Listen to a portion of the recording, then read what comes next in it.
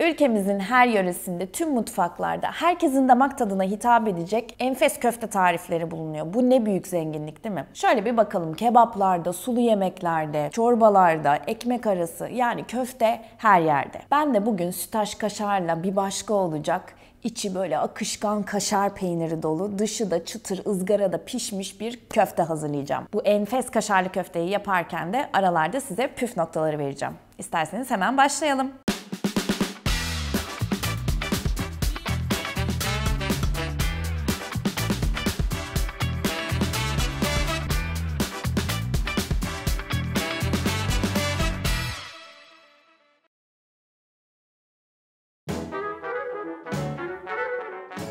Öncelikle kıymanın içerisine koyacağımız baharatlar, ekmek ve yumurtayı rondodan geçireceğiz. Bir tane soğanımız var. Orta boylarda. Tuzumuzu ilave ediyoruz. 1,5 çay kaşığı kadar koyuyorum. Bir diş sarımsak, kimyon olmazsa olmaz köftenin. 2 çay kaşığı kadar koyuyorum. Karabiber, ondan da dolu dolu 1 çay kaşığı. Bir tane yumurtamız var, onu kırıyorum. Köfte baharatımız var. İçinde kimyon, kişniş, toz kırmızı biber, yeni bahar, kekik, karabiber, tarçın, soğan, sarımsak, zencefil ve havlucan var. Ve aynı zamanda kuru maydanoz da koyuyorlar birçok köfte baharatına. Oldukça güzel lezzet veriyor. Tabii ki koymasanız da olur. Kimyon, tuz ve karabiberle de gayet güzel oluyor. Galeta unumuz var. Bundan da 2,5 yemek kaşığı kadar koyuyorum. Üzerine biraz su ilave edeceğim. Böyle nemli bir harcımız olması gerekiyor. Kapağımızı kapatalım. Rondodan geçirelim.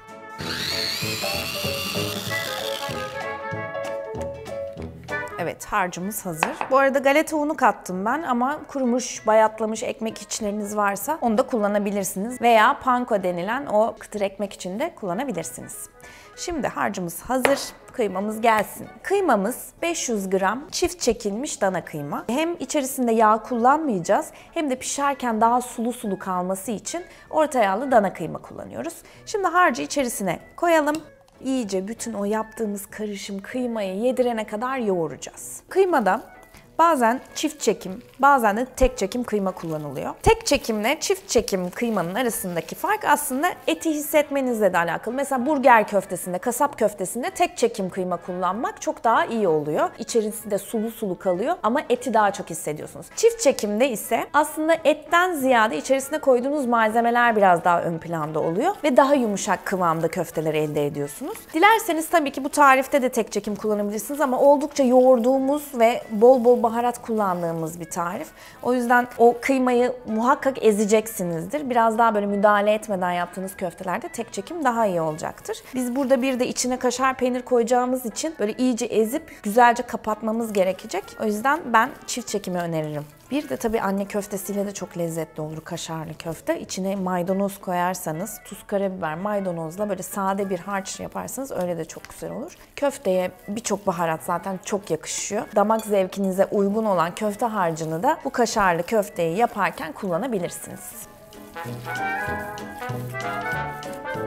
Şimdi artık köfte harcımızı toparlıyoruz. Bu köfte harcını yaklaşık 15-20 dakika kadar üzerine kapatıp buzdolabında dinlendireceğim. Böylelikle kıymayla baharatlar böyle özdeşleşmiş olacak. Daha iyi şekil verebileceğiz. O yüzden 15-20 dakika dinlenmesi önemli.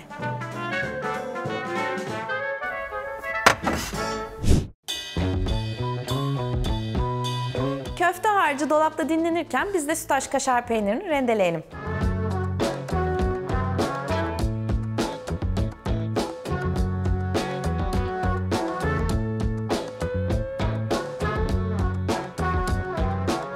Artık birleştirme zamanı.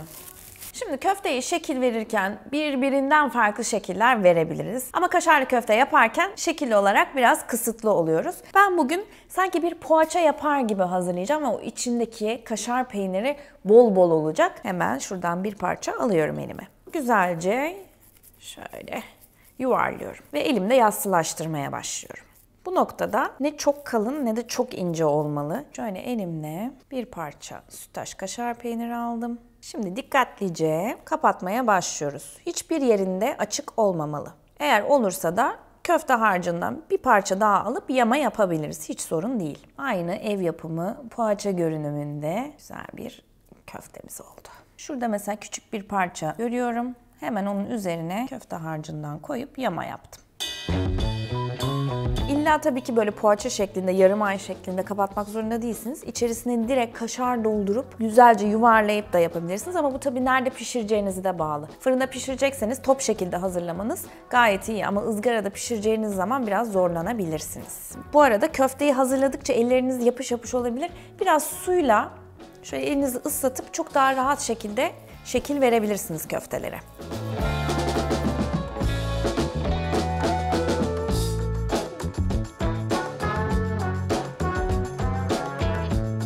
Köfteler hazır. 13 tane çıktı. Yani bu 500 gram kıymayla yaklaşık 12-15 arası hazırlayabilirsiniz. Elinizde yaptığınız boyuta bağlı olarak değişebilir bu. Pişirmeyecekseniz hemen buzdolabında 1-2 gün kadar bekletebilirsiniz ya da buzlukta 1-2 ay kadar tazeliğini ve o ilk günkü güzel lezzetini koruyacaktır. Şimdi ben pişireceğimiz kadarını kenara alıyorum. Gerisini buzdolabına koyacağım. Pişirmeye başlayalım. Tava ısındı. Gördüğünüz gibi dumanlar çıktı. Şimdi birazcık kısıyorum altını. Çok yüksek ateşte olursa köfteler yanar. Zaten çevire çevire pişireceğiz. Ama ilk etapta tavanın sıcak olması gerekiyor. Şimdi birazcık köfteler yapışmasın diye tavayı yağlıyorum. Çok çok az ama fazla değil. Şimdi köfteler geliyor. Şu sesi duyacaksınız. Cıs.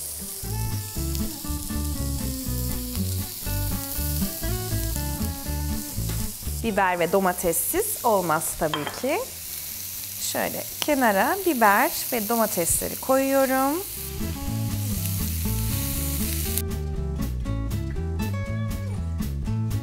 Köfteler hazır. Yaklaşık 5'er dakika her iki tarafını da pişirdim. Şimdi sütaş kaşarla bir başka köftelerimizi servis etme zamanı.